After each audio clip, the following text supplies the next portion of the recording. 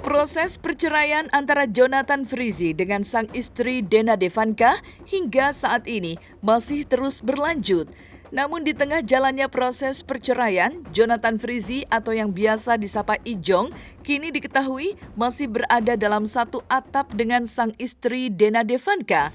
Hadir ke persidangan, kuasa hukum dari Ijong pun turut menjelaskan alasan sang klien yang masih bertahan di rumah walaupun proses perceraian masih berjalan. Setahu saya sih masih satu rumah. Saya kira komunikasi sih sejauh ini baik-baik aja sih ya, setahu saya ya. Setahu saya baik-baik aja. Ya pasti ya kalau namanya rumah tangga, kalau sampai seperti itu ya menyayangkan lah ya, pastinya. Cuman ya gimana ya, mungkin itu yang terbaik mungkin ya. Itu masih proses sih ya, kalau setahu saya perceraian masih proses. Masih dalam proses benar. Iya. Sama Mas Ijong saya baik-baik aja. Sama Mbak Dena juga sama. Ya sebenarnya sih disayangkan ya seperti itu. Cuman ya mungkin itu memang yang terbaik bagi keduanya ya, sepertinya itu yang harus ditempuh sih menurut saya sih begitu ya. Oh sudah sih, upaya itu sudah. Bahkan kan kalau di pengadilan juga ada ya, itu ada mediasi. Ya hanya saja mungkin ya kedua belah pihak udah memutuskannya sama ya. Berarti memang udah ada usaha mencoba itu. Sudah. Selamat pagi teman-teman media. Hari ini kita sidang lagi, agendanya duplik. Duplik sudah siap dengan kita. Nanti 2 minggu lagi kita sidang lagi agenda duplik dari replik.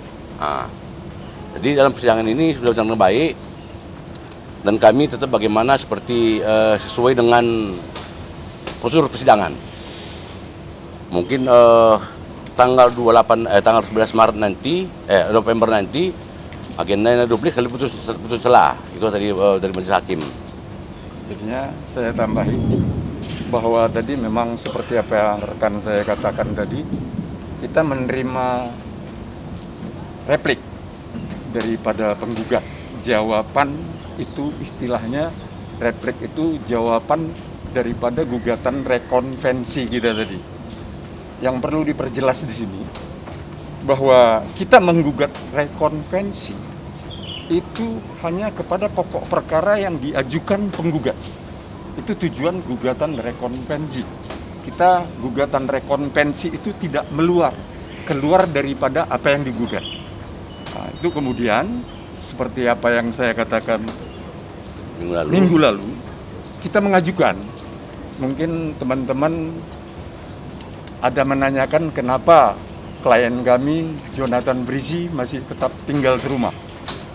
Jadi sesuai dengan pasal 136 kompilasi hukum Islam itu bisa dimintakan supaya bisa tinggal dan bisa juga tidak. Jadinya kita mohonkan sesuai dengan pasal 136 kompilasi hukum Islam itu, kita meminta kepada majelis hakim supaya klien kami bisa keluar rumah ataupun bisa di dalam rumah apabila terjadi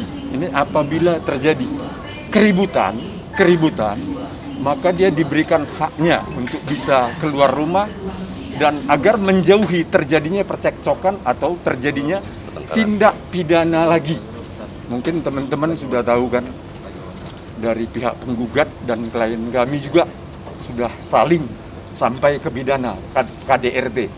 Kami selaku kuasa hukum sesuai dengan ayat 1 kompilasi 136 kompilasi hukum Islam, kita minta kepada majelis, itu yang dikatakan teman saya, bahwa nanti minggu yang selanjutnya 2 minggu lagi pada persidangan selanjutnya 11 November majelis hakim nanti akan mengeluarkan putusan selah untuk memberikan klien kami Jonathan bisa tidak dia ya keluar kalau ada keributan kembali lagi supaya menghindari terjadinya tindak pidana.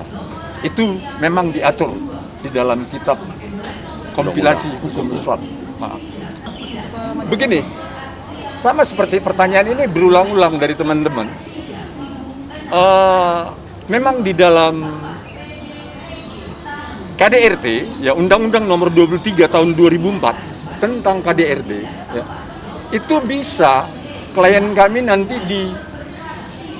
dilaporkan apabila meninggalkan rumah, menelantarkan. Ini makanya di dalam kompilasi hukum Islam ini ada pasal untuk mengatur itu. Kalau umpamanya terjadi nanti keributan, siapa yang tanggung jawab?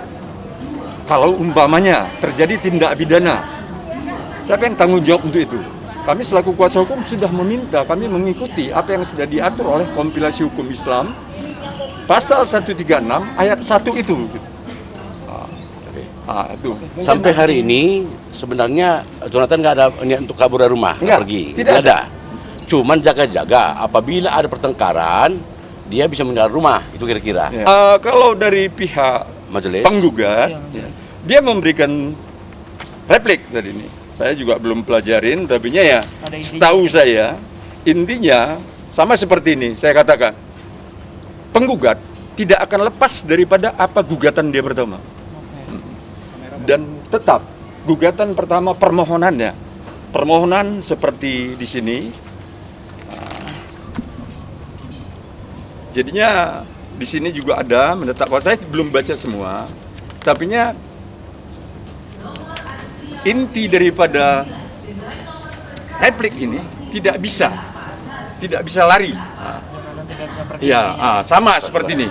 Mungkin mereka meminta perwalian, kami meminta pemeliharaan hak asuh. Beda itu perwalian dan pemeliharaan. Jadinya sama seperti saya katakan tadi, bahwa apa yang sudah diajukan di gugatan dan sudah kita ajukan jawaban dan gugat rekonvensi, itu tidak bisa keluar daripada situ. Itulah aturan hukum acara, baik perdata maupun di pengadilan agama, itu tidak bisa dilanggar. Di saat proses perceraian yang saat ini masih terus berlanjut, kini hubungan Jonathan Frizzy dengan sang istri Dena Devanka justru tak menunjukkan seperti pasangan yang akan bercerai pada umumnya. Masih tinggal bersama dengan anak-anak, kuasa hukum dari Ijong pun mengungkapkan jika hubungan sang klien dengan istrinya baik-baik saja dan tidak ada indikasi keributan.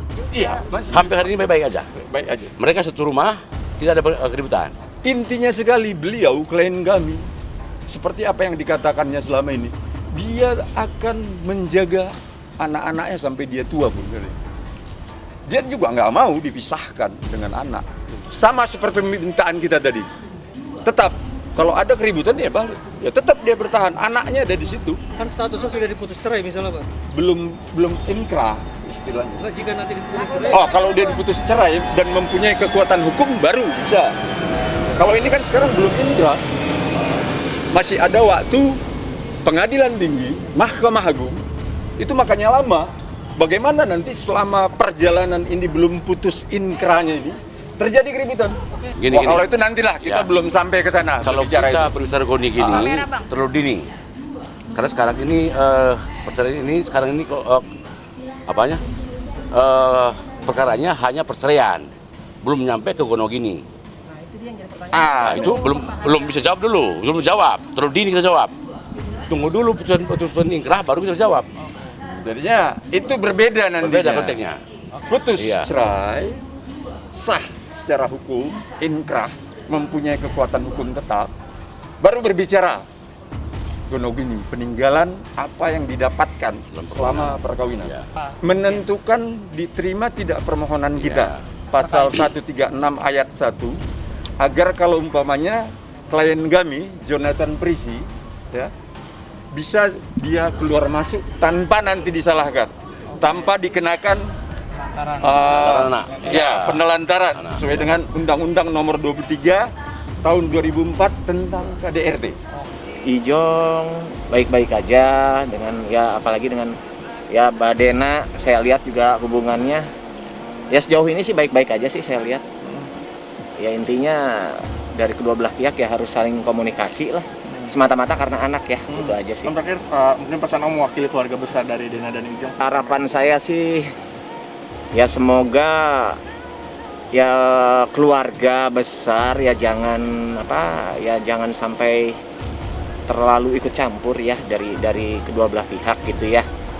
Biarkan mereka berdua yang menjalani yang memang harus memutuskan nantinya gitu loh. Kalaupun memang harus terjadi itu yang terbaik gitu aja. Siap. Apapun itu menurut saya ya.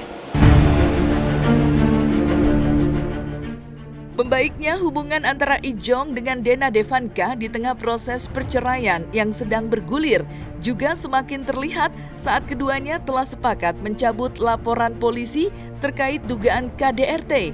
Hal tersebut langsung diungkapkan oleh Paman Beni Simanjuntak yang mengungkapkan jika keduanya memilih berdamai sejak Sabtu 9 Oktober 2021.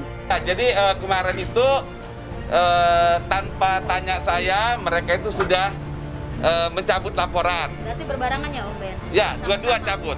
Akhirnya istrinya mau karena sudah dipanggil sebagai mau tersangka kan, udah SP2-nya gitu. Akhirnya dia mau. Jadi kemarin hari Senin harusnya tanda tangan, tapi dari pengacara saya dengar si istrinya tidak mau tanda tangan, kesepakatan lagi. Alasannya mau nunggu ini perceraian yang perdata.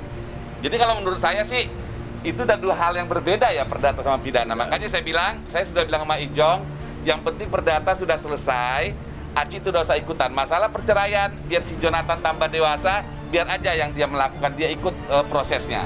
Karena Ijong ini juga kurang matang, jadi lama-lama saya aja yang sering berantem sama dia. Karena apa yang saya mintakan semua terbukti sebenarnya, kayak visum pertama, saya yang suruh dia visum, akhirnya ketahuan dia memang digugat, akhirnya dia pembelaan. Saya bilang, tampil sama wartawan, biar dia takut bahwa kau ada perlawanan. Nanti pasti dia minta ditarik. Dia tampil, minta ditarik, kan gitu. Nah ini juga saya lihat bahwa banyak hal-hal yang di pihak Ijong itu menang, karena dia yang gugat. Belum menang. Ya, artinya gini, maksudnya dari hukum Islam itu kan lebih tidak bisa nuntut apa-apa kalau perempuan yang itu minta cerai. Nah, saya itu sama Ijong itu saya jadi kayak tidak mengenal dia sekarang. Jadi makanya ya sudah, pidana sudah selesai, artinya kau tidak akan pernah masuk penjara, tidak ada lagi kekerasan. Jadi sejak mulai sekarang ini saya tidak ikut campur tangan lagi urusan perceraian. Biar dia dewasa juga gitu loh. Biar dia tahu juga apa maunya dia gitu. Jadi biar dia langsung urusan dengan bangun. Saya di sini hanya untuk mengatakan itu aja, bahwa Ijong itu sudah tidak ada pidananya. KDRT-nya sudah dicabut bersama-sama di hari Sabtu malam. Lalu penandatanganannya tapi diingkari sama dia hari Senin kemarin. Nah sekarang masuk ke perdata. Jadi perdata ya mungkin dengan penjelasan ini kawan-kawan bisa nanti melihat memberitahukan berita yang sebenarnya. Gitu.